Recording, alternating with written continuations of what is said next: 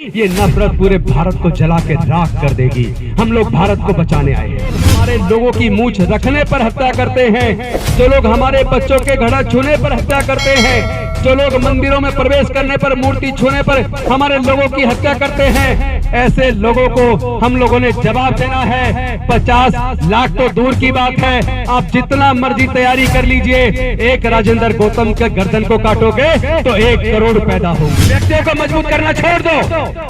व्यक्ति कल को बिक सकता है, मर सकता है, धोखेबाज निकल सकता है, समाज को धोखा देकर भाग सकता है। एक दलित व्यक्ति ने हैंडपंप को छू दिया, हैंडपंप छूने मात्र से उसको इतना मारा कि उसकी डेथ हो गई। इनको घड़ा छूने पर हत्या हुई है, मंदिर प्रवेश पर हत्या हुई है, मूर्ति छूने पर हत्या हुई है। मैं पूछना चाहता हूँ उनका धर्म क्या था? जो वहाँ चढ़ावे में चढ़ता है, चंद लोग मोटे पेट वाले हो गए। वो लोग जो धमकी दे रहे हैं उनके वीडियो देखिए, कितने मोटे मोटे तगड़े तगड़े लोग हैं। अगर हम लोग बौद्ध बन गए होते तो आज भारत के अंदर 100 करोड़ से ज्यादा बौद्ध होते, आप बहुसंख्यक होते, योजना भी आप बनाते, देश के प्राकृतिक संसाधनों में हिस्सेदारी भागीदारी भी आप। क्या खेती की जमीन कोई अपनी माँ के पेट से लेके पैदा हुआ है क्या? देश के प्राकृतिक संसाधन कोई क्या अपनी माँ के पेट से लेके पैदा हुआ है? अगर माँ की पेट से लेके पैदा नहीं हुआ तो केवल वही लोग उसके मालिक क्यों हैं? ये लड़ाई कुर्सी की लड़ाई नहीं है। डॉक्टर बाबा साहब अम्बेडकर के मिशन मूवमेंट के लिए, 22 प्रतिज्ञाओं के लिए, एक तो क्या हजारों कुर्सी कुर्बान करनी पड़े तो हम करने के लिए तैयार हैं। और कुर्सियां तो छोटी चीज हैं, अगर जान कुर्बान करनी पड़े तो हम जान कुर्बान करने के लिए भी तैयार हैं।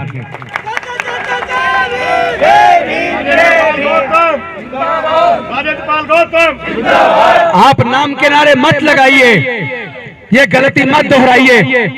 जब जब हम लोग व्यक्ति को मजबूत करते हैं तो व्यक्ति मजबूत होता है, जब हम विचारधारा को मजबूत करते हैं तो विचारधारा मजबूत होती है। व्यक्तियों को मजबूत करना छोड़ दो। व्यक्ति कल को बिक सकता है, मर सकता है, धोखेबाज निकल सकता है, समाज को धोखा देकर भाग सकता है और किसी मजबूरी में चुप्पी साध कर बैठ सकता है। इसलिए हमें व्यक्तियों को ताकत नहीं देनी है, हमको अपने समाज को ताकत देनी है। बाबा साहेब की विचारधारा को मजबूत करना है, तथागत बुद्ध की विचारधारा को मजबूत करना है। ये विचारधारा किसी व्यक्ति को मजबूत करने के लिए नहीं है, ये विचारधारा समता, स्वतंत्रता, बंधुता और न्याय के लिए है। ये प्रज्ञा के ऊपर आधारित ज्ञान के लिए है, ये करुणा के लिए है, मैत्री के लिए है। और जो लोग न्याय की लड़ाई ना लड़ सके, जो लोग मानवता की लड़ाई ना लड़ सके, जो लोग इंसान में भेद पैदा करते हैं, जो लोग हमारे लोगों की मूंछ रखने पर हत्या करते हैं, जो लोग हमारे बच्चों के घड़ा छूने पर हत्या करते हैं, जो लोग मंदिरों में प्रवेश करने पर, मूर्ति छूने पर हमारे लोगों की हत्या करते हैं, ऐसे लोगों को हम लोगों ने जवाब देना है। 50 लाख तो दूर की बात है, आप जितना मर्जी तैयारी कर लीजिए, एक राजेंद्र गौतम के गर्दन को काटोगे तो 1 करोड़ पैदा होंगे, 1 करोड़ पैदा होंगे। आप मारिए, कितने लोगों को मारोगे? हम मरने से नहीं डरते, क्योंकि ये लड़ाई न्याय की लड़ाई है, ये लड़ाई राजेंद्र गौतम की लड़ाई नहीं है। मैं पूछना चाहता हूं वो कौन लोग हैं जिनकी हत्याएं हुई? अभी कल एक घटना आई है, आप लोगों ने देखी होगी, वो भी राजस्थान की घटना है। एक दलित व्यक्ति ने हैंडपंप को छू दिया, हैंडपंप छूने मात्र से उसको इतना मारा कि उसकी डेथ हो गई। ऐसा भारत बनाना चाहते हो क्या? अरे मुझे एक एग्जाम्पल पूरे दुनिया में से निकाल के बता दो, केवल एक एग्जाम्पल, कि कोई व्यक्ति गंभीर रूप से बीमार हो जाए, डॉक्टर कहे तुम्हारा बड़ा ऑपरेशन होना है, 20 यूनिट ब्लड की जरूरत है, और उसने ये कहा हो कि मुझे 20 यूनिट ब्लड डोनेट करवा दो, लेकिन ब्लड केवल ब्राह्मण का होना चाहिए, या क्षत्रिय का होना चाहिए, या वैश्य का होना चाहिए, या हिंदू को होना चाहिए, या मुसलमान का होना चाहिए। जब जान बचानी है तो कहते किसी से भी ब्लड डोनेट करवा दो। तो फिर ये जाति कहां से आ गई? पूरे दुनिया के अंदर जाति नहीं है, चाइना में जाति नहीं है, जापान में जाति नहीं है, रसिया में जाति नहीं है, इंग्लैंड में जाति नहीं है, इटली में जाति नहीं है, फ्रांस में जाति नहीं है, स्पेन में जाति नहीं है, अमेरिका में जाति नहीं है, ऑस्ट्रेलिया में जाति नहीं है, न्यूजीलैंड में जाति नहीं है। जब पूरे दुनिया में जाति नहीं है तो जाति केवल भारत में क्यों है? और ये जातियां किसने बनाई? और जातियों के बनने से किसको फायदा हुआ और जातियों के बनने से किसको नुकसान हुआ? जिनकी मूंछ रखने पर हत्या की जा रही है, क्या वो हत्या जाति की वजह से नहीं हुई? जाति की वजह से हुई है ना। जिनको घड़ा छूने पर हत्या हुई है, मंदिर प्रवेश पर हत्या हुई है, मूर्ति छूने पर हत्या हुई है, मैं पूछना चाहता हूं उनका धर्म क्या था? मैं पूछना चाहता हूं उनका धर्म और जाति क्या थी? अगर आप कहते हो कि आप बौद्ध बना रहे हो, आप हिंदुओं को अल्पमत में पहुंचा रहे हो, तो मैं पूछना चाहता हूं आप अगर हमारे लोगों को हिंदू मानते हो तो उनकी मूंछ रखने पर हत्या क्यों करते हो? अगर आप हमारे लोगों को हिंदू मानते हो तो उनको घड़ा छूने पर उनकी हत्या क्यों करते हो? अगर आप हमारे लोगों को हिंदू मानते हो तो मंदिर प्रवेश पर मूर्ति छूने पर उनकी हत्या क्यों करते हो? अगर आप हमें हिंदू मानते हो तो हमारी बहन बेटियों की इज्जत लूट कर उनकी हत्या क्यों करते हो? और अगर आप हमें हिंदू मानते हो तो हम जब अपने भाई बहनों की लड़ाई को लड़ते हैं, उस न्याय की लड़ाई को लड़ते हैं, तो आप लोग जातिवादी बनकर उन अपराधियों के फेवर में महापंचायत करके क्यों खड़े हो जाते हो? मैं पूछना चाहता हूं अगर आप हमें हिंदू मानते हो तो हमारी लड़ाई में, इस मानवता की लड़ाई में आप हमारे साथ मिलकर इस लड़ाई को क्यों नहीं लड़ते हो? ये नफरत कब तक चलेगी? ये नफरत केवल राजेंद्र गौतम को या हमारे समाज के लोगों को नहीं, ये नफरत पूरे भारत को जला के राख कर देगी। हम लोग भारत को बचाने आए हैं, हम लोग भारत को बचाने आए हैं। हम डॉक्टर बाबा साहब अम्बेडकर को मानने वाले हैं, हम डॉक्टर बाबा साहब अम्बेडकर के संविधान को मानते हैं। हम अमन चाहते हैं, हम शांति चाहते हैं, हम अपने लोगों को जाति की गुलामी से बाहर निकालकर अपने पूर्वजों की सांस्कृतिक विरासत में, बुद्ध के धम्म में वापस लाना चाहते हैं। तो इसमें आपको तकलीफ क्यों है? जिन पुरोहितों के इनकम के स्रोत बंद हो जाने वाले हैं उसको हो जाने दो, लेकिन तुम क्यों परेशान हो? उनको परेशान होने दो ना। ये पैसा बचेगा जो वहां चढ़ावे में चढ़ता है। चंद लोग मोटे पेट वाले हो गए, वो लोग जो धमकी दे रहे हैं उनके वीडियो देखिए, कितने मोटे मोटे तगड़े तगड़े लोग हैं। वो किसका खून पी के इतने मोटे हो गए? उनके पास पैसा कहां से आ रहा है? जो 50 लाख का गर्दन काटने का जो सुपारी दे रहे हैं, इस बात की अभी तक मैंने राष्ट्रपति जी को चिट्ठी लिखी, मैंने गृह मंत्री जी को चिट्ठी लिखी, मैंने एरिया के डीसीपी को, एसएचओ को चिट्ठी लिखी, मैंने उपराज्यपाल महोदय को चिट्ठी लिखी।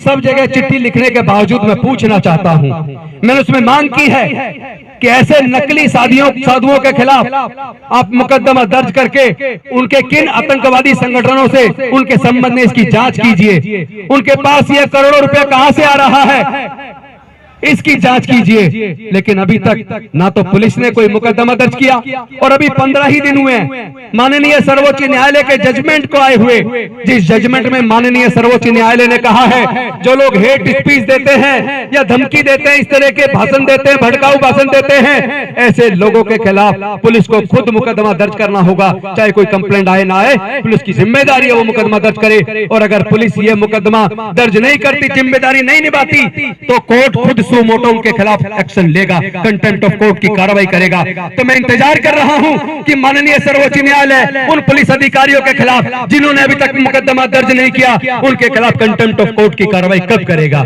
क्या कार्रवाई करते वक्त भी लोगों की जाति और धर्म देखी जाएगी, या उनका भाषण देखा जाएगा, उनके भड़काऊ भाषण देखे जाएंगे? इसका भी परीक्षण होना है कि कोर्ट से हमारे लोगों को न्याय मिलेगा या नहीं मिलेगा। अगर न्याय नहीं मिला तो क्या हमारे लोगों को फिर कोर्ट के ऊपर भरोसा करना चाहिए या नहीं करना चाहिए? इसका भी आकलन हमारे लोगों को करना है। अरे मैं पूछना चाहता हूं लोगों को तकलीफ क्यों है? अगर हम अपने बुजुर्गों की सांस्कृतिक विरासत में, बुद्ध के धम्म में वापस आ रहे हैं, तो तुम्हें तकलीफ क्यों है? अगर तुम्हारी सामाजिक व्यवस्था बहुत अच्छी होती तो पूरे दुनिया के अंदर तुम्हारी सामाजिक व्यवस्था को लोगों ने क्यों नहीं स्वीकारा? लेकिन बुद्ध का धम्म तो भारत से पैदा हुआ, पूरे दुनिया में गया और पूरे दुनिया ने स्वीकारा। वो अपनी अच्छाई की वजह से फैल रहा है। बुद्ध का धम्म किसी लालच से या प्रेशर से नहीं फैल रहा, बुद्ध का धम्म अपनी अच्छी भावनाओं से फैल रहा है, अपने अच्छे आचरण से फैल रहा है। मानव कल्याणकारी धम्म है जिसके अंदर समता, स्वतंत्रता, बंधुता, न्याय, प्रज्ञा, शील, करुणा और मैत्री है, जिसमें पूरी दुनिया के लिए मानवता और शांति का संदेश है। जो संदेश बुद्ध के धम्म का भारत से पूरी दुनिया में गया और पूरे दुनिया ने स्वीकार किया। दुनिया के अंदर 56 देश बौद्ध धर्म को मानने वाले हैं, 128 देशों में बौद्ध धर्म है। और एक और बात बता दूं, अभी यूएनओ का जो रिपोर्ट आई है, 2050 तक आधे से ज्यादा यूरोप बौद्ध बन जाएगा, आधे से ज्यादा यूरोप बौद्ध बन जाएगा। और ये भी रिपोर्ट आई है कि ऑस्ट्रेलिया और अमेरिका के अंदर पहले के अंदर क्रिश्चियनिटी है, दूसरे नंबर पर बुद्ध को मानने वाले लोग हैं। लेकिन जितनी तेजी से वहां लोग बौद्ध बन रहे हैं, अमेरिका और ऑस्ट्रेलिया के अंदर आने वाले 15 साल के अंदर क्रिश्चियन से ज्यादा बौद्ध हो जाएंगे। तो बौद्ध धर्म किसी लालच से और ताकत से धमका कर नहीं फैलाया जा रहा।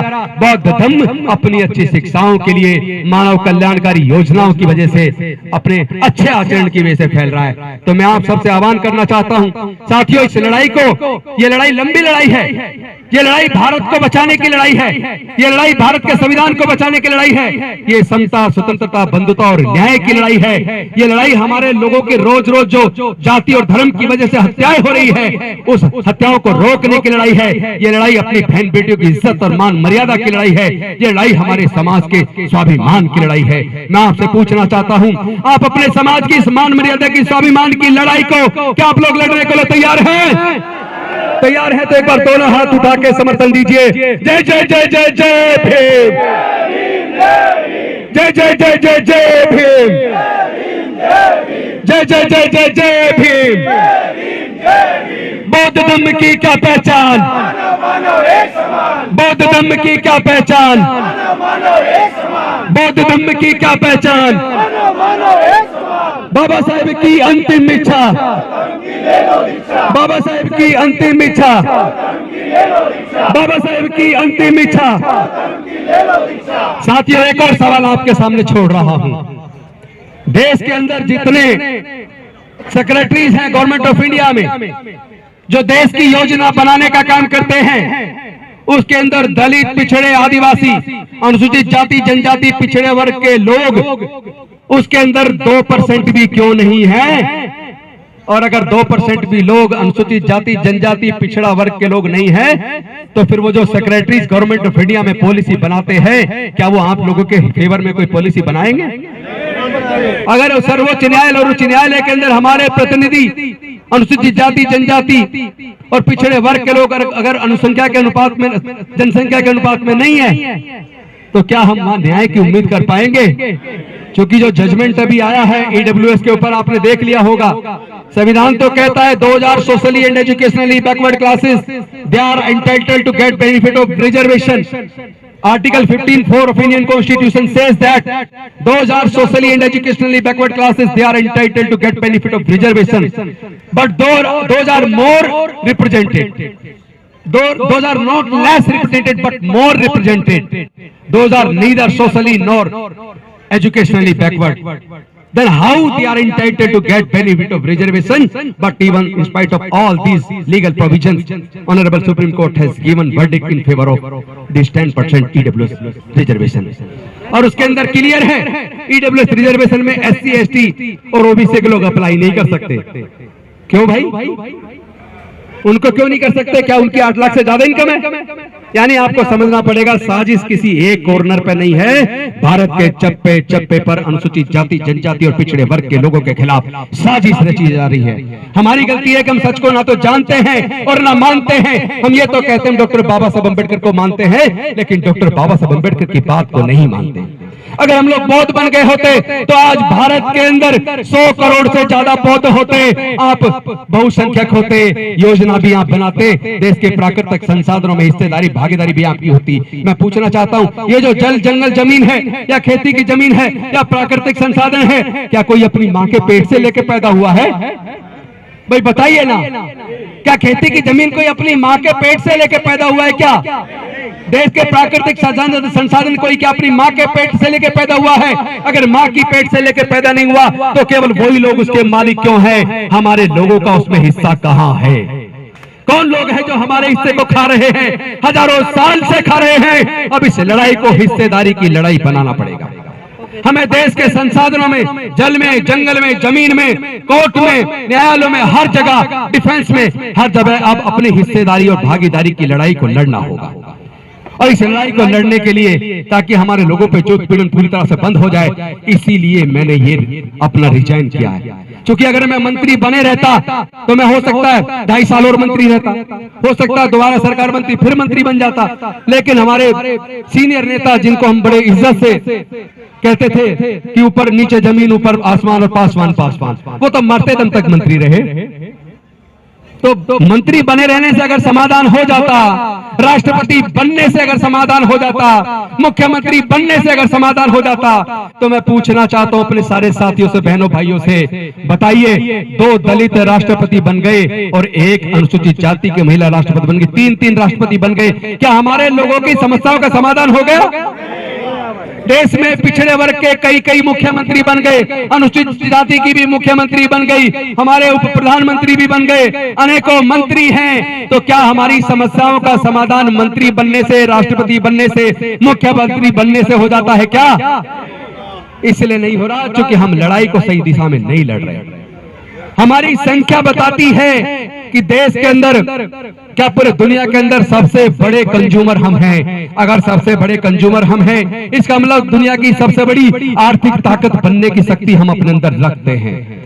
बस करना सिर्फ इतना है, अपनी इस कंज्यूमर ताकत को पहचानो, अपनी इस आर्थिक ताकत को पहचानो और अपने समाज के लिए आर्थिक नीतियां सरकारें बनाने वाली नहीं है, लेकिन हम अब अपने समाज की आर्थिक नीतियां भी तैयार करेंगे, अपने समाज को हर क्षेत्र में तैयार करेंगे। अब हम रुकने वाले नहीं हैं। हमने रिजाइन इसलिए किया है ताकि इस समाज की लड़ाई को, अपने गौरव के लिए, अपने बुजुर्गों की सांस्कृतिक विरासत को बचाने के लिए, अपनी बहन बेटियों की इज्जत को बचाने के लिए, अपने समाज के स्वाभिमान और सम्मान की लड़ाई को आगे बढ़ाने के लिए हम लोग कुर्सी पर रह के शायद उतनी धार न दे पाए, लेकिन अब पूरा देश हमारा है। कार्ल मार्क्स ने कहा था, दुनिया के मजदूरों तुम सब एक हो जाओ, तुम्हारे पास खोने के लिए बेड़ियां हैं, पाने के लिए पूरा विश्व है। वही मैं आपसे कहना चाहता हूं साथियों, दलित, पिछड़े, वंचित, आदिवासी और जिनके जो विषमता के शिकार हैं, जिनके साथ अन्याय हुआ है, चाहे किसी भी जाति धर्म के लोग क्यों ना हो, वो सारे लोग न्याय की इस लड़ाई को, समता, स्वतंत्रता, बंधुता और न्याय की इस लड़ाई को लड़ने के लिए एकजुट हो जाएं। फिर पूरा भारत तुम्हारा है, तुम ही देश के हुक्मरान बनोगे। इन्हीं शब्दों के साथ मैं आप सबको साधुवाद देता हूं और कहता हूं, तो अभी तो हमने केवल वीडियो डाल कर दी थी।